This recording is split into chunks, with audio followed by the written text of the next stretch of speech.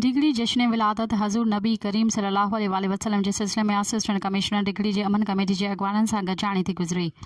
गजाणी में assistant commissioner Digri Akhtar Ali Lashari, MS तालका अस्पताल doctor Ilyas Jat, doctor Aslam Parvez Naqvi, Maulana Rizwan ul Haq Jalandhari, Rao Hasan Aqeel, ASI Imran Kufri शिरकत कई। इजलास में शरीक अॻवाननि जो चवणु हो त दुनिया जी अज़ीम पैगम्बर हज़रत मोहम्मद मुस्तफ़ा सल्लल्लाहु अलैहि वसल्लम जी विलादत जे हवाले सां शहर ऐं भरपासे वारनि इलाक़नि में महफ़िल मिलाद ऐं रैलियूं मुनक़द कयूं वञनि पियूं।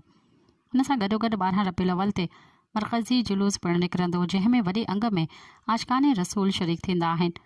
पाण समूरनि जो फ़र्ज़ु थिए थो त महफ़िल ऐं जुलूस में प्यार मोहब्बत ॿधी एके इतिहाद ऐं अमन जो दर्स ॾियूं।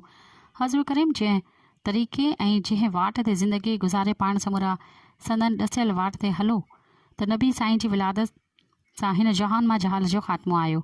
इन मौक़े ते सफ़ाई सुथराई सिक्योरिटी जे हवाले सां असिस्टेंट कमिश्नर डिगड़ी अख्तर लाशारी अहकामात जारी किया। रिपोर्ट जुमन कमराणी, लाड़वाइस न्यूज़, डिगड़ी।